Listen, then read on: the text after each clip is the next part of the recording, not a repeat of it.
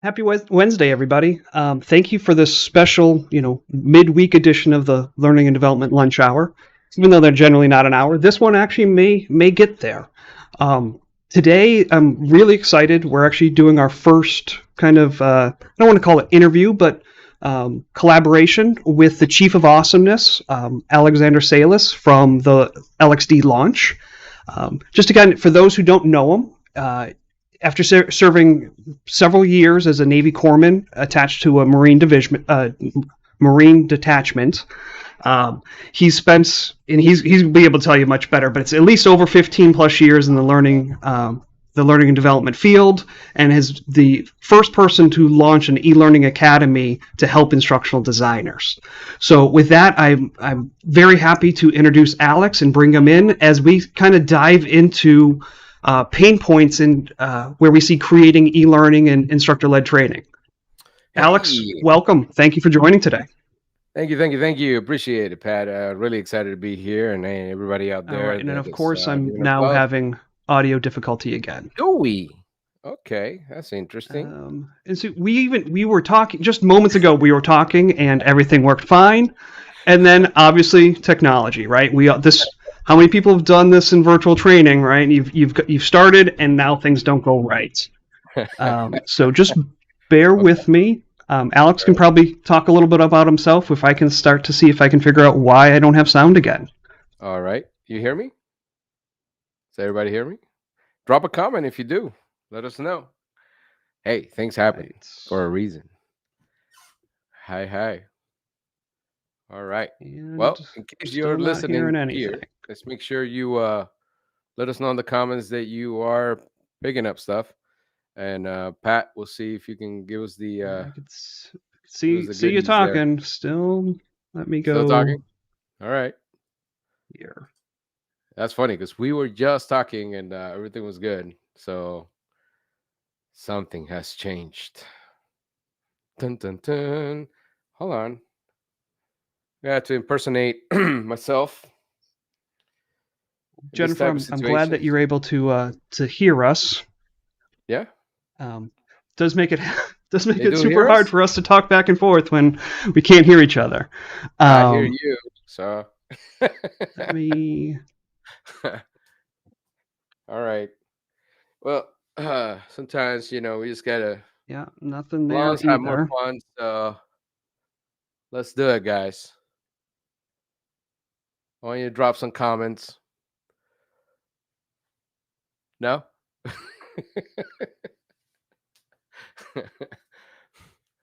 Why? I have to check on you. Let's see.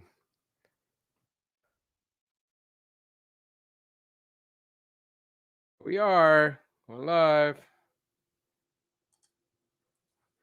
You go check real quick here, see what's going on. And there we go. So people can hear me. I just did a quick check, so that's good. So anyways, yeah, so Pat is working out the audio on his side. He's not picking me up.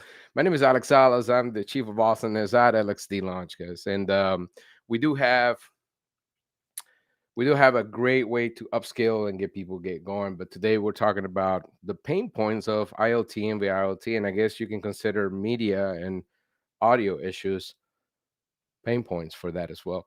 But even though Pat did his great work, we actually prepare for this. We were talking before we went live, and he was able to hear me with no problems. So you guys can hear me. That's all good. I can hear him. Let's get moving. So hey, Valerie, good to see you. Awesome stuff to see that. Yeah, I know. Like I said, it's like sometimes we have to make sure that we engage in character, and blondes do have more fun. So yeah, what's up? So anyway, what I wanted to say, dudes, was that we have to consider what are the pain points on ILT and VILT. So instructor-led training, if you don't know those acronyms, instructor-led training, virtual instructor-led training. And from tradition, we have ILT. That terminology itself is very strict, right? So like instructor-led training, meaning that someone is guiding you in a training condition, in a training situation. Unfortunately, in the industry, we have gone a little cloudy in many areas, and sometimes we consider training to be an instructor standing there giving you knowledge, right? Like providing you all this knowledge. So that was, back in the day, we adopted that from higher education, lectures, and things like that. Sadly enough, we still have higher educators or higher education folks doing this as well. So the best way to maximize what you're doing in an instructor-led training environment is actually not to think instructor-led training, but to think more of a facilitated group discussion. Facilitated group discussion means that are you doing there good, Pat? All right, he's still figuring it out. I'm still. So- all right, I hear I got you, nothing but on my yeah, sound from you hear you. me. So facilitated group discussion, what I mean by that is that you want to enable folks to explore, you want to provide instruction in the sense of what steps are completed, what steps needed to be done, what are the requirements to be achieved prior to meeting with them. And that is a complete shift from sitting there and saying, well, I'm going to beat your head up here for about 4 days, and it's going to be 8 hours long, and you get an hour lunch, and it's going to work. Because obviously, what you're relying there for is just to rely on people remembering everything you're saying. As a matter of fact, this right here, you may need to come back and watch a bit of stuff because you probably forgot some of the stuff already said 5 minutes ago. So the main thing is you want to activate adult learning. You want to activate prior experience. You want to respect the adult learner. And we do have some challenges today. It's not as easy as I'm talking about it because we have to also consider that we have folks coming out of education systems that in some respects are doing this, but in some others are not. So it's a big majority of folks that are running a business in education. You do your work, you do your paper, your research papers, stuff like that.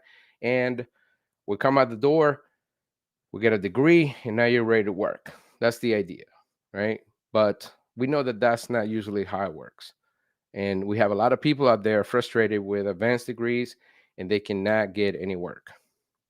So why is that? Well, primarily it's because they lack a lot of good communication skills, advanced communication skills, be able to facilitate, be able to be consultative in conversations. And that is one big situation that we have. So you as a learning professional should be modeling that, right?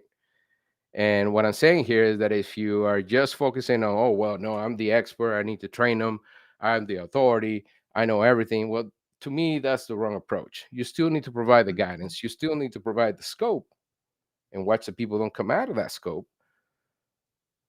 But you need to facilitate the adult learner. You need to give people opportunities to work together, give people opportunities to share their experience and knowledge because you're working with adults.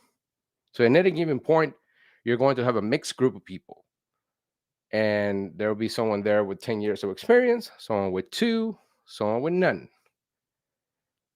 And even in the case, let's say that you are doing some kind of training, there's kind of like apprenticeship program, people are not expected to have any experience in what you are training on. They're still adults. So they still have some experiences prior to that. And that's what you want to tap into. You're going to get more involvement for people.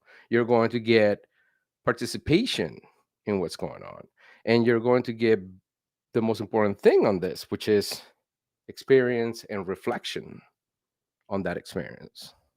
Right. So, what are the biggest mistakes that we see all the time? You can pop them in the comments as well. I know Valerie's here. So, Valerie, by the way, she's I am coming on to trying LSD launch. She's going every to be doing her possible virtual thing. facilitation. And I cannot wait. That starts pretty soon here. So, check out lxdlaunch.com. But yeah, drop the comments and let me know what are some of the mistakes that you can see people doing in ILT or VILT. And I will start giving you some as well. So let's talk about facilitation, period, right? ILT. That means on site, that means face to face, that means smiling and laughing and checking out who is what and what's going on, and levels of participation and group facilitation. That's awesome. It should not be a classroom though. And you often hear that. So, what's the biggest criticism we hear usually in the learning and development industry? Well, we have classroom, right? Classroom training, classroom training. And there's a point to that. I think the point to that is, look, if you're, most people know school, right? Ideally you're hiring someone that at least completed high school.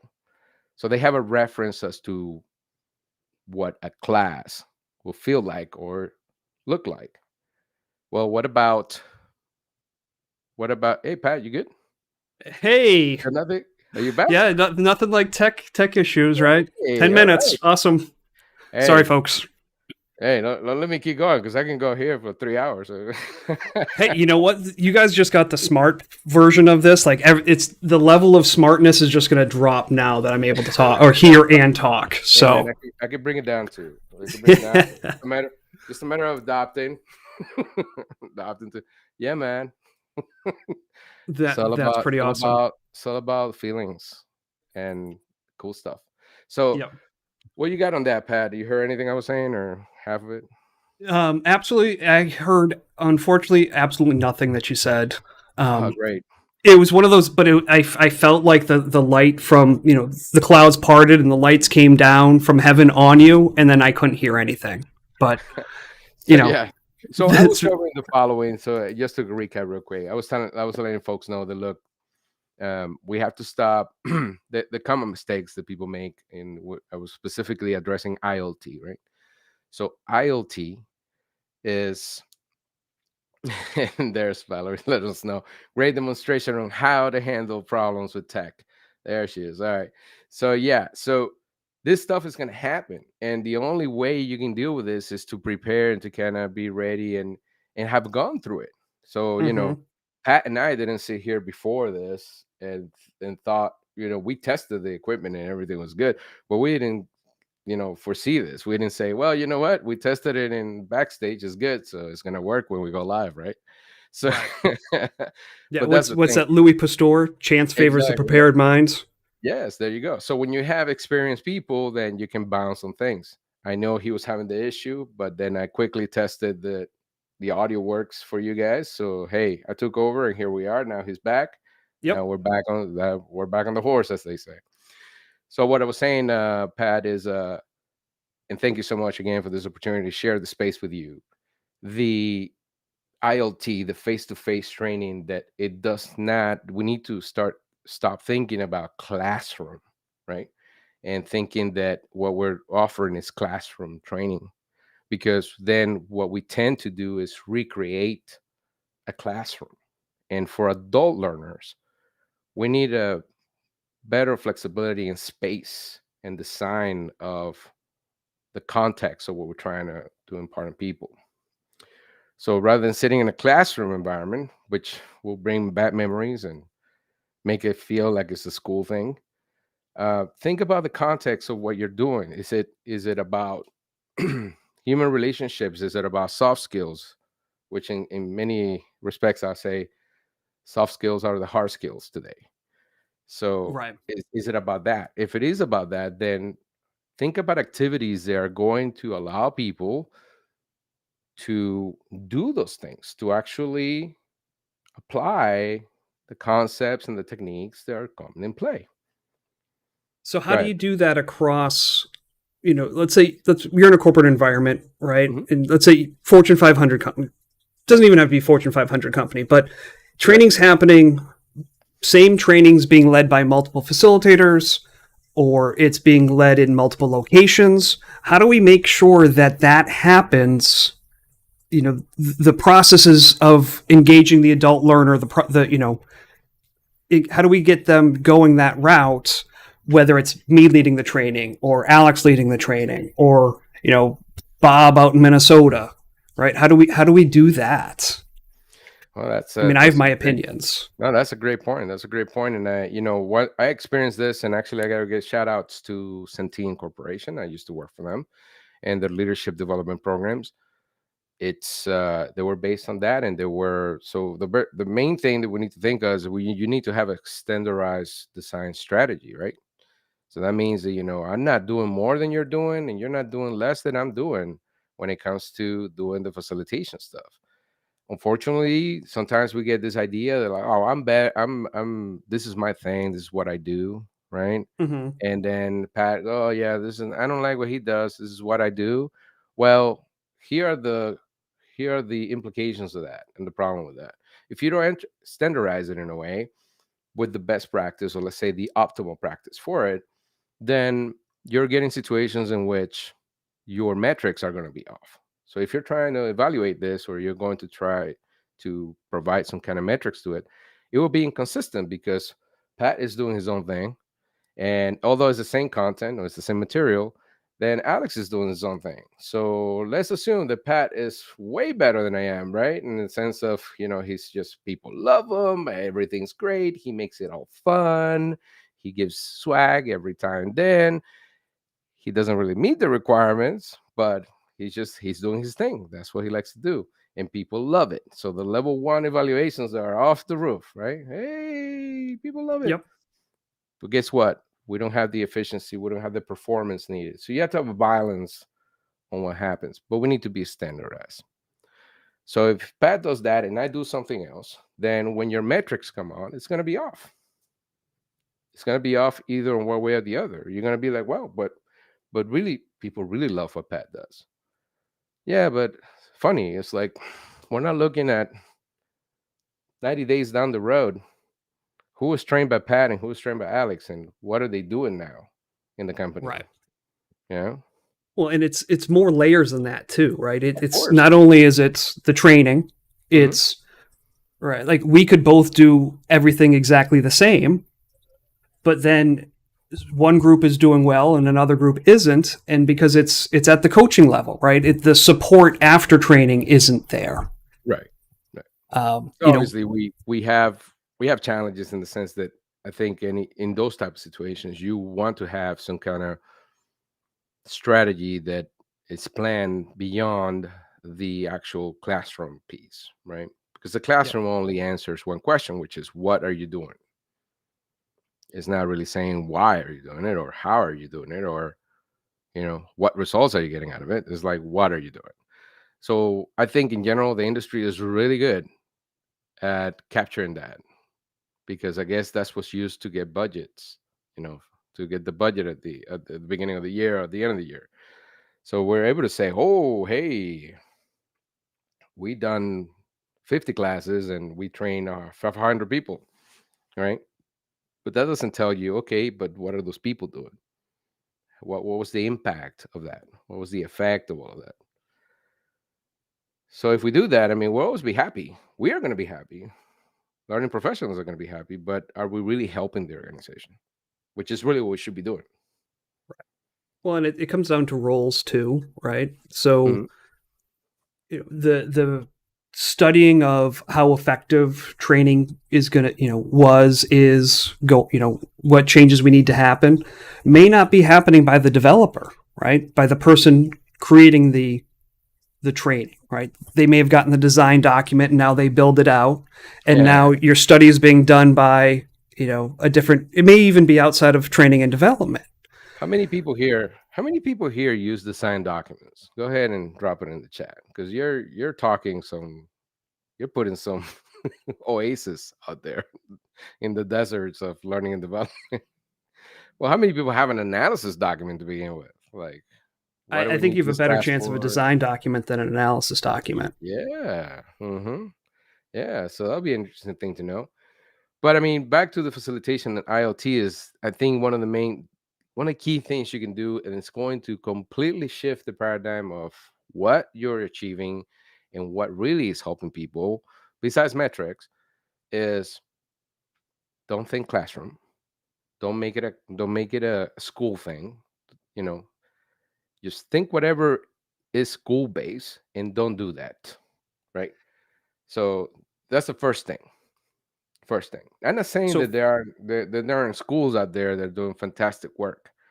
I'm pretty sure you go on YouTube. Actually, a few years ago, 4 or 5 years ago, I found this one school in Netherlands that was doing some pretty awesome stuff. Open space rooms, no seating, right, or very limited sitting, and active participation and ideation and things like that in walls and doing things like that. But again, that's one little school, private, doing its own thing, being avant-garde. That's not the standard, the industry that we're going to. So my suggestion is don't think that, because then if you think that, then you're only going to get school results. You're going to be mhm. doing the same that a school does. Hey, So sit then okay. there. I'm going to tell you what it is, and then I'm going to ask. It's funny when it gets to this, right? The whole feedback thing, because I've done this enough that I could tell you that it's hilarious that you will say, "All right, any questions, anyone?" Right? And you get crickets. Yep. Right? Some of the people say, "Oh no, that's because you have to ask it this way. What questions do you have?" Like that's gonna be some magic Mhm. bullet that's just gonna, Absolutely. oh, now everybody's going, yeah. Oh, So I really, understand questions, not feedback. Right. exactly. Mhm. So the one thing I find about that is, look, the way, and I do this all the time because we run live cohorts. So we run this type of stuff with our cohorts, 20 to 30 people and at times. And it's the same thing every time. If I say, all right, so we saw this, we saw that. What questions? Any questions you have? Any questions? Crickets, right? You can see their faces. Everybody's like, who's gonna go first? That's basically what's, Mhm. what's happening in their head. And that's what you need. You need the first person to go. Right. Once you Yeah, get the first person going, then everybody else wants to. Oh yeah, well, she asked a question, so I guess I can ask a question. it's where you almost wish you could like put a plant in the audience. So like they're going to come in and be like, "Hey, I got a question." Like an infomercial, yeah. Right.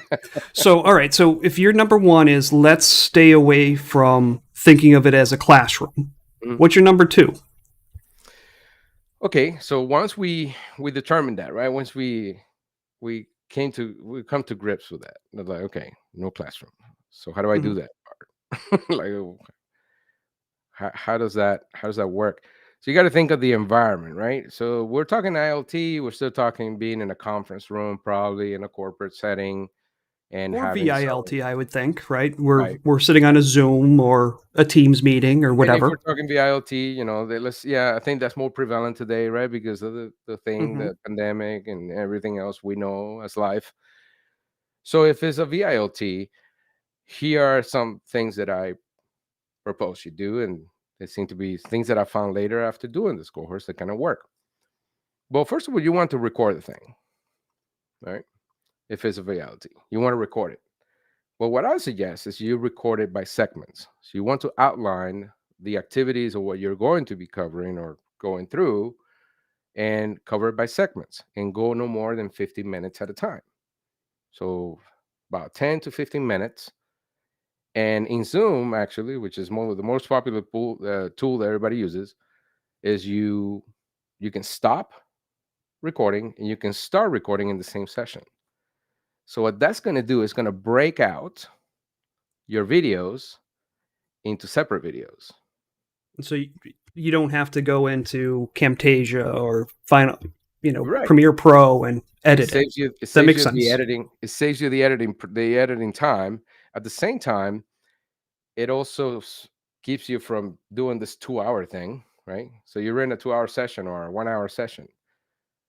Who's going to go through a 1-hour video? Who's going to come back and watch a 1-hour video? I know I'm not, right? I probably Mhm. want to scrub and find the one thing you were talking about. So if you break these things down, chunk it down by 15-minute increments, and it's based on a specific topic of activity, then you can label those and you can provide it in whatever platform you have. And that ideally shouldn't be the LMS either. But hey, if you have it chunked down, then that will be a big improvement, Because now if I want to know about, hey, we did this customer service orientation, customer experience training, I just want to talk about I just really want to review the whole thing about the pain points, or or the experience map, customer experience map. Well, we talked about that in about from 1 hour 30 to 1 hour 45, right? Well, that's that one chunk that you have. That's one segment. So that's you're segmenting, that breaking it up, whether it's virtual. I would say probably even works somewhat in terms of just regular. I'll call it classroom training, even though we're saying we're not doing classroom training. But it's the terminology people understand, right? Of course. But for me, my number 2 is everything's got to be written down. I call it as mechanics matter, right? So if we go back to my earlier point, that how do we make sure I do it the same way or cover the same material that you cover, or Bob in Minnesota, or whoever, laying it all out in a defined structure, so that when it comes to the end of that segment, which I would use the terminology lesson, that there's instructions for, let's say, the producer, stop recording, right? And maybe we go into a 5-minute break or whatever it is, and then there's this next, we've given them clear instructions to start recording again, right? Say this, do this, right? Ask these questions, launch this breakout room, all of those things. That mechanic matters. And having a way that it's written down in a way that whoever's leading the course can do so, to me is paramount. Oh no, yeah. So I mean, back to the conversation that we have on standardization. How do you get standardization happening, or at least some of it, is that you have facilitator guide and you have participant guide, right? Yep. And those are, you can call them workbooks if you want. I mean, it's just something that guides people on what is going to be happening, or whether there's an activity. If you're doing VILT, for example, very popular thing that you can do, or very effective thing that you can do, is a breakout room. Yep. Right? Do breakout rooms, get people working in group sessions and doing that. However, it is how you approach that makes a difference. So if I just decide, all right, I'm going to run this great class, it's going to happen, no problem. Class session learning, right? We're going to do 3 breakout rooms. So there's going to be 20 people at 10 people in each breakout room. Great. Well, here's the thing. What if there will be at least one person in there that doesn't know what a breakout room is, never experienced it, don't know what it is, right? And that will be already a barrier for their adaptation in the learning environment, the learning activity. Another mistake you can make is sending people into breakout rooms without clear instructions. And that's to your point, written activities, right? Well, and then think about this in terms of, obviously I missed the whole thing about, facilitator guides, participant guides, standardizations, as I was struggling with sound earlier. Yep. Taking what just happened with me, like if I was to put out a guidebook on, using the streaming program Restream right now, I would have up in my upfront introductory materials, like troubleshooting, like if sound doesn't work, check these 3 things, right? And that to me, and I would have, if I was auditorily present for that portion of your talk, I would have said, to me, participant guides and facilitator guides serve 2 basic purposes. On the facilitator guide, it's the first thing that everyone thinks about, right? That direct reference aid, or in the moment reference aid. Say this, do this, show this, have this PowerPoint up, all of those things. But it's also a study guide material. It's also everything that we need the facilitator, the producers, to go through to make sure they're prepared to teach the course, so that I can make sure the way I do it is similar to the way that you do it. We're all doing it with our own flair, but we're hitting all the key pieces. And for participants, it's that in the moment, or it's the reference aid, training reference aid, right? Turn to page 37 for the instructions for this breakout room, all those things. But it's also, for participant guides, it's that post-training resource. It's what, like you said, no one's going back and watching that 60-minute video. right? But if they had something that they were able to capture their notes on, and maybe there was a visual cue that happened that maybe kicks off their mind, and they've written notes down in that guidebook or in that handout on it, that's something they're more apt to go back to than they Yeah. are to, as much time as you guys put into building e-learnings, how many people are rewatching them? I'd say very Yeah. few. Yeah, no, and so I started as a facilitator, and well, actually, I started as a PowerPoint assassin, so that's why I learned my ways into being a facilitator. But So is you that know how killing it is in people with L&D. PowerPoints? Nobody shares their failures. They always share successes, right? It's like, hey, I Right. got another award.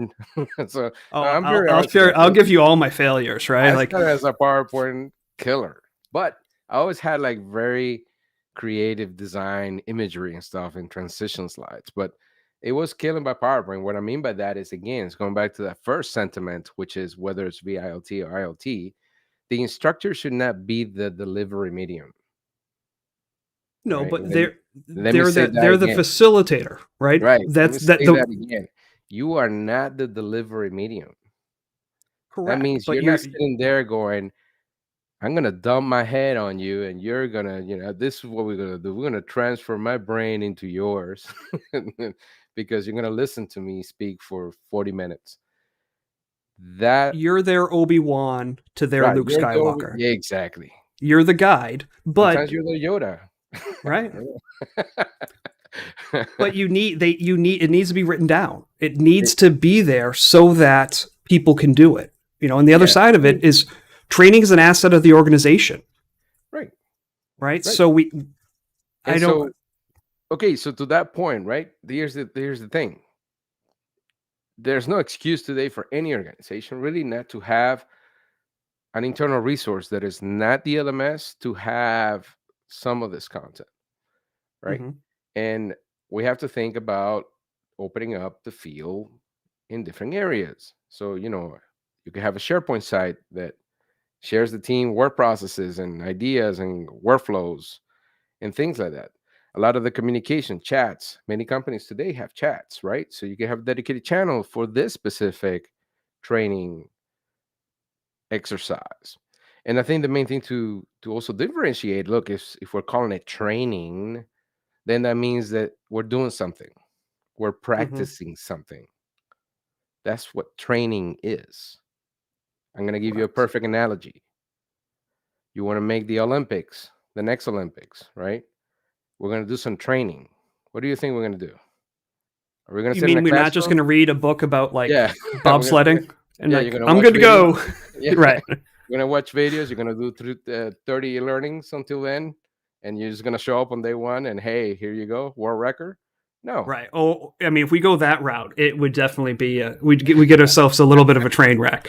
right, exactly. The other part is you need to communicate.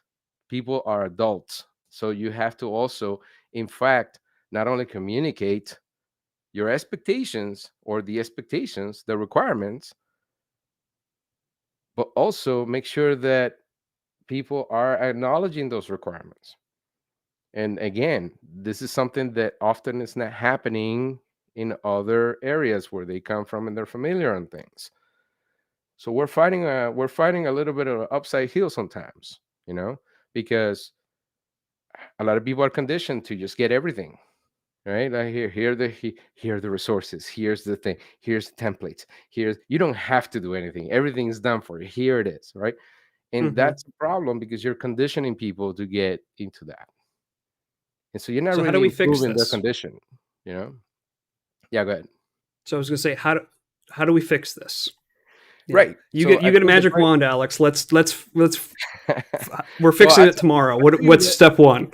yeah, no, no. I tell you that what I find phenomenal, and I experienced this, and basically it's been truly sort of the academy has been an experimental grounds for this, right? Because I see it happening, and I don't. It sometimes it impresses me. So right now I'm finishing a cohort which is the enterprise LXD cohort. Severe heavy work on instructional systems development and learning experience design, instructional design, all that stuff, not just course making, right?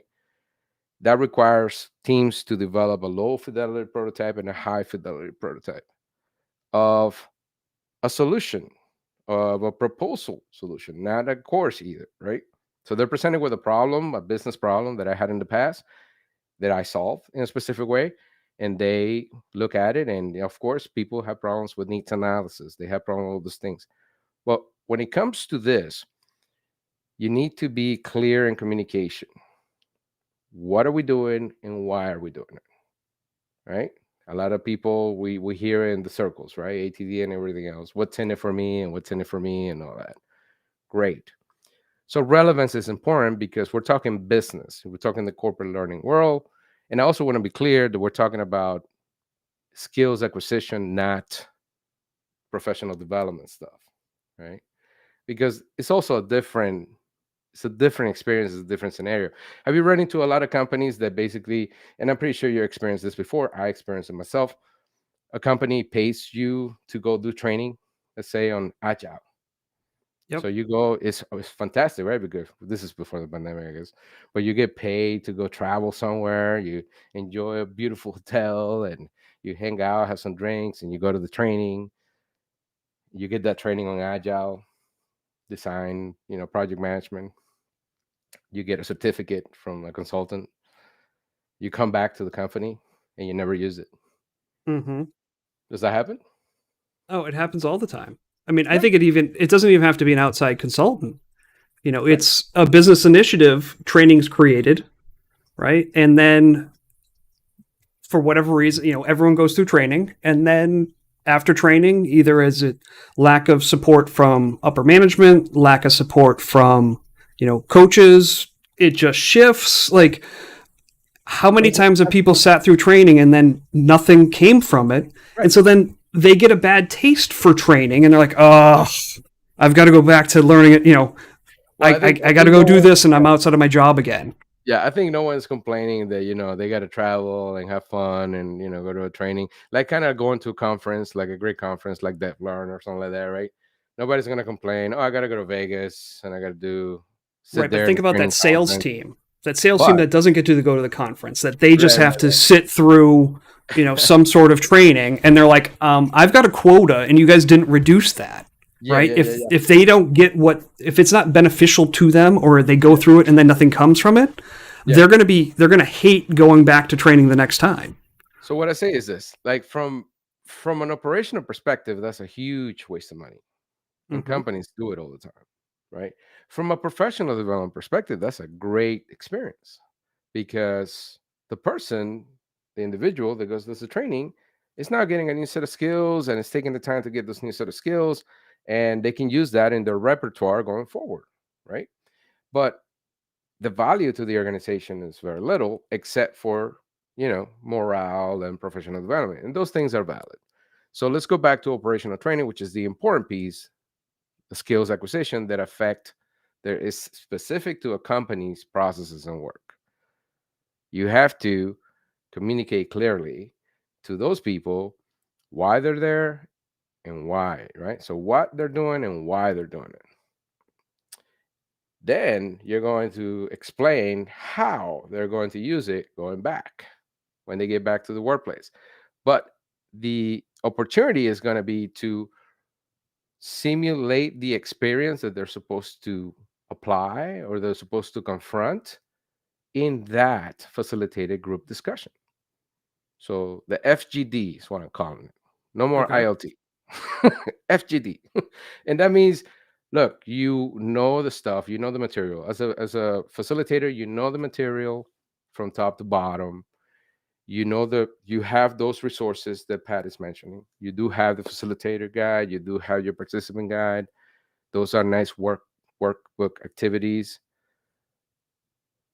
And then you have activities that make people practice the skills involved. If you don't get that, then there's not really much impact you're going to be creating, and all you're going to be getting is just subjective. I like it. You know how those level one evaluations that are pretty much useless, right?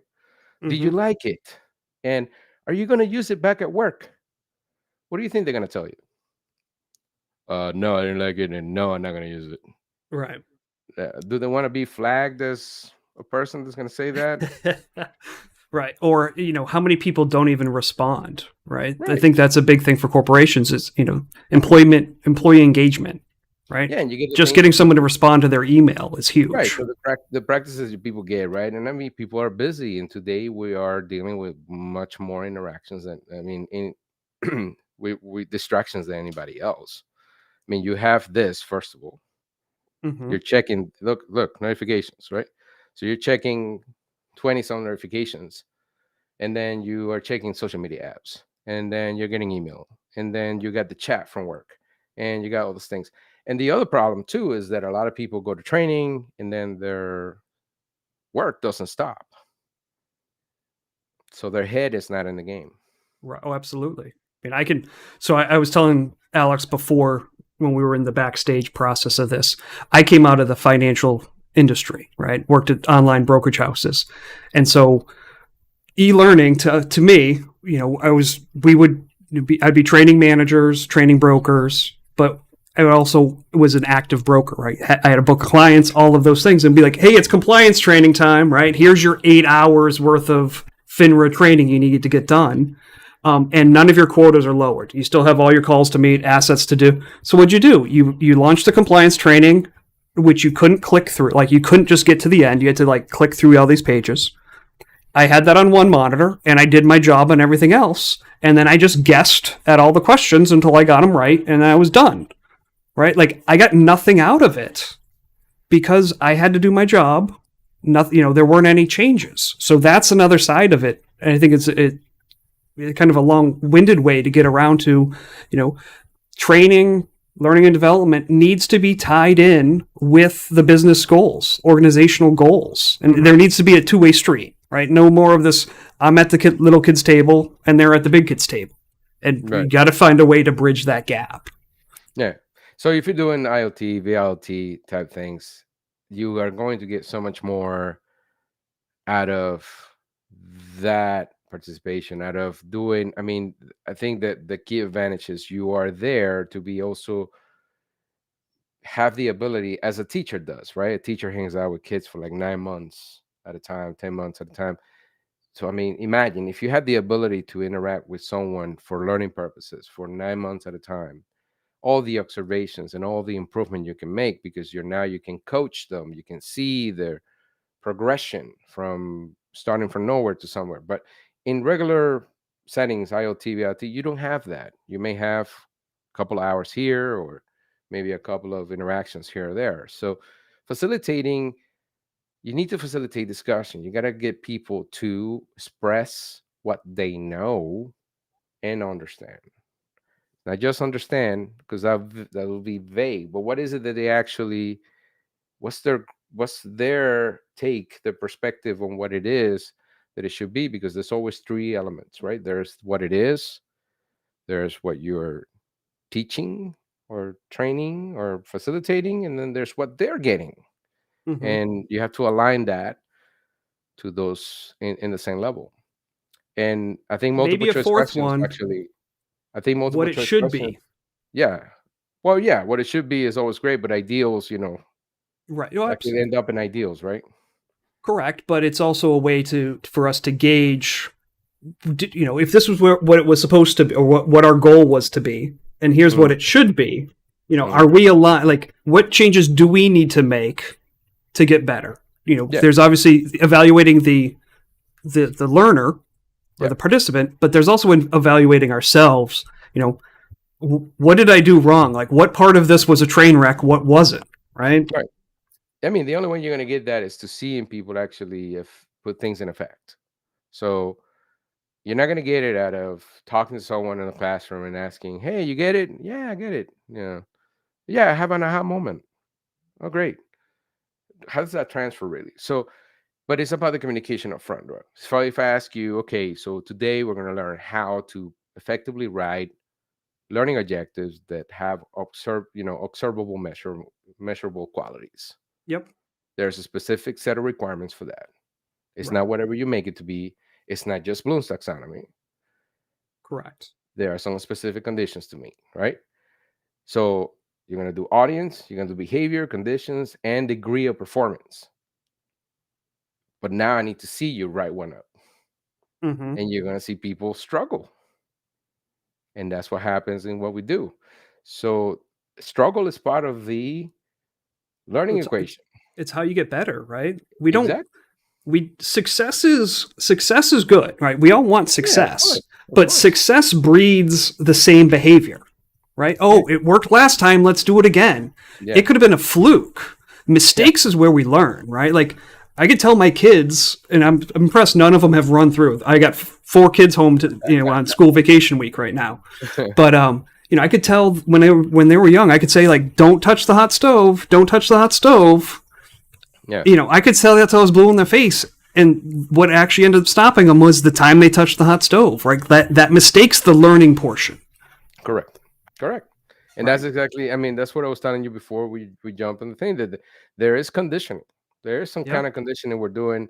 I know people look down into behaviorism, but there's an element of that because we are behavioral in a way.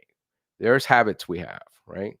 And those are habits that keep us from achieving some things, like losing Well, I weight. think humans are completely we're all set on habits, We're set on right? habits. Yeah. I Like mean, we're set on habits. So you how have many to people recognize that. drive It's how not many just people drive cognitive. to work? Oh, sorry. Yeah. Sorry, go ahead. I was just gonna say how many people drive to work. I mean, for those who do, Right. and end up like, oh, someone parked in my parking spot, right? It's not assigned parking spot. It's like I just like parking here for whatever reason. Yeah. Right? Or, oh, I didn't get coffee within the first 5 minutes of waking up. Like my day's shot, right? Like we get set in these habits and things we buy into. So yeah, Yeah. habits is 100% behind everything we do as people. Yeah. So we have to have a good mix on things. It's not just cognitive stuff. It's not just telling people to think because telling doesn't do anything. And actually, there was a great book out there, right? Telling and training. Mm-hmm. And that's because, again, we need to be clear in the communication. If you're not clear in the communication, what's expected and what needs to happen to achieve that level of expectation, then, you know, no one will know what to do. No one will know exactly what to say or do. They will just sit there and listen to you talk. Right. But if we Which I ask think people everyone's to, doing right now, right? Like, as much as I like live streaming, I of wish course, there was more communication. Right? We get of the course, chat, yeah, but I mean, we could do these as Zooms, but then it's like, oh man, another Zoom. yeah, no, there's another Zoom and there's a lot of talking. But Yeah. no, it's the main thing on that is just to, um, I mean, I think what we can do next is sort of maybe show some visuals on it and do something like that. But primarily, those are the key components there. You have to, as a as an ILT or VILT facilitator, just think yourself as a guide. And there's always that big mention that we have, the big saying that we have, right? So don't be a sage on the stage, or a guide on the side. So yeah, be a guide on the side. Mm-hmm. Um, you're part of the experience. This is nothing new. I mean, back in 1908 and 1898, you had Dewey and Thorndike and Edward Lindemann professing this stuff and talking about this stuff. But obviously, that was against the standard or you know the the cadre of higher education. Yep. The PhD wants to lecture or he wants a PhD. So and that hasn't changed. I mean, we're 2022. A lot of that hasn't changed yet. Look at how our universities are being built. Right, you got lecture rooms with 70 some seats 70 or 400 or or 400. like yeah. So that only is a conduit for something else. And the reason why that's done is because it's supporting the business model. Mm-hmm. How many bodies can we get in here and just deliver the info? Now, Yep. thank God that we got the internet. Thank God that we got now more resources. But I think schools were not waking up to this until the pandemic hit. Now everybody's rushing and getting, got LMSs and got all kinds of stuff. That's going to be Right, better, but like right? LMS, like we've got an LMS, everything That's is going to be solved. better, Like right? right, an LMS is only as good as the stuff that you put into it and the EdTech structure you companies, have for it and your vision. oh yeah, Right. EdTech companies are just now just raking in and just targeting all Mm-hmm. the systems. And I mean, I wish they get some good guidance to it. They should hire us. Absolutely. Yep. Well, yeah, that's all I got, man. I All think I right. think The I mean, so I guess I know we're almost up at coming up in an hour, which is that's impressive for me. I like I said, I generally try to squeak in at like a half hour. I know, me But too. what I love, I always want people to come away with something. So if you had to say what's one thing people should do right now to get better at whatever they're doing, what would you say? Oh, we're playing around, huh? Relax, first of all. I would say to people, relax. Don't be so strict into they has to be, it has to be this, it has to be this box of things. Respect the adult learner first. Learn about that. Learn about, start thinking within yourself, right? What is it that you respond to and what is it you don't respond to when you do things? Um, am I being gimmicky with this stuff? No. Sometimes I do it actually in sessions. I just put this on when I come back on in the session. And I'm not Mm-hmm. saying anything. I just want to know who notices, who's Right. paying attention. And then you start seeing people laughing and stuff like that, right? And I go, okay, so someone's paying attention or what, looking at me or what I'm saying or what I'm doing. Because in a VILT, it's really hard to say, what it is if you're, unless you make people turn their cameras on, and then we have all this whole thing where I don't want to turn my camera on, or I don't want to turn my camera. Well, the thing is, look, there are requirements, and the requirements need to be met. If Mm-hmm. you're doing a VILT to become a facilitator, right, to be a good presenter in a VILT setting, I sure hope that you can turn the camera on and Right. look at the Practice. camera and Yep. speak to it, right? So that's a requirement. That's a business requirement. That's a task requirement. So make sure that you're communicating what the task requirements are and stop pleasing each individual on what they want to or what don't want to do. Because some people, we have to meet a standard.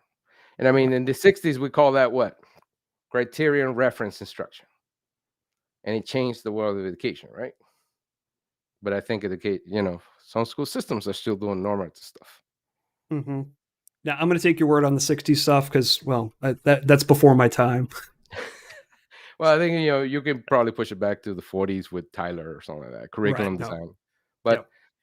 criterion reference, right? It means, hey, there's a criteria to be met. It's not based on how well you perform or how the other ones perform. Is it fair? Am I going to hold you up to the nerd in the school? I don't know, not Right. to offend anybody, but I'm saying I'm going to hold you up to the highest performer in the school, or am I going to hold you up to a specific standard everybody needs to meet? It's a different approach. Yeah. So that I think you're what you're where you would where you would recommend people starting is close to me as well. I like to say, you know, people need to have a vision, right? Mhm. Obviously, goals are important, right? Goals get us to where we want to be, Yeah. but to take Yogi Berra, if we don't know where we're going, we're going to end up somewhere else. Right. So we kind of have to have a vision, whether it's internally as an individual, whether it's as a learning department. Better yet, how does the learning department tie into the business goals? And so that when whatever choices we're making, is it getting us closer to it? Or is it taking us further away? And it will help us guide us down that path. Yeah. Um, I think so that's last thought is like the easiest way to look at this is kind of the analogy we made. I think the best analogy that plays out to this is fitness, right? yeah. So you want to be a bodybuilder. Great. Well, the way you train to be a bodybuilder is different than the way you train to run the 100-meter Mm-hmm. dash. But there's some of it involved, right? Right. So 100-meter dashers do power squats and stuff like that. But they also do a lot of running. So Mm-hmm. again, if you want to be a marathon runner now, that's a whole different set of training. But there's things you have to do and practice. Correct. And that's the key component about training. If you keep throwing the label learning, then you're obfuscating, you're generalizing, and you're basically distracting people from what the real thing is, which is if you're doing training, there's something to be practiced, not So are absorbed. you saying it should no longer be learning and development, and we should just call it training and development? Well, we used to call it training and development, then we Right. changed it to learning and development. So, yeah, whatever that is, right? We keep changing it, so we're not, so nobody's holding you accountable for it. Now it's learning Right. experience design. Oh, what the heck is that? I don't know. the experience. What is it, systemic or is it? I don't know. That's another conversation for another day. But what I'm saying is, if you're going to take time to get people in a room, make it worth their time. And the best way you can make it worth their time is by getting them to practice what they need to do. Yep. It's that simple. I consider that always bring value. Right. So, and if Well, in that case, you're right. Thing, That right? The thing value, about that is the value could be subjective, where I say something very thoughtful and inspiring, and some people are gonna love it. Oh my God, that was inspiring, right? And that brings value to that person, but it's not bringing value to the organization. So in the corporate learning scheme, there are tasks, there are things to be achieved, right? Performance indicators, and this is all Yep. based on context. So this is all based in context. We talked about before that if you're doing professional development, that is more about the worker, that is more about the things they care about and what they want to do. And in some respect, you can align that also to the organizational need. But as we talked about, some companies send people to train on agile project management, and the culture is not even agile in the company. They just send them, right? Hey, right. here's training for you. So yeah, I mean, that context, as you mentioned, value is super important. Alignment of business needs, super important. Now, say when it comes to ILT VILT, tasks, work, practice. Not let me tell you about this, let me tell you about that. Let me read you these PowerPoint slides. Yeah, exactly. Oh, hold on, guys. There's another 20 slides I gotta cover. Hold on. And now you start doing the auction thing, right? Yep. Yeah. So that's it. That's all I got. Yeah. Well, good. I mean, yeah. I mean, don't want to go over an hour. So, yeah. We're gonna start turning into Joe Rogan here. Yeah. But first off, Alex, thank you. This was awesome. I apologize. Sound issues. I don't know. You got it. We got you. Technology, right? It's the bane of all our existence. At least it is mine. Next one, we'll do it on mine, and we'll do another thing. And I think this is good. You're invited. Thank you. All right. So, and everyone, thank you for taking your time out of your day. Hopefully, you got something, and we'll see you guys soon. Thank you. Bye bye. Take care, folks. Nothing day.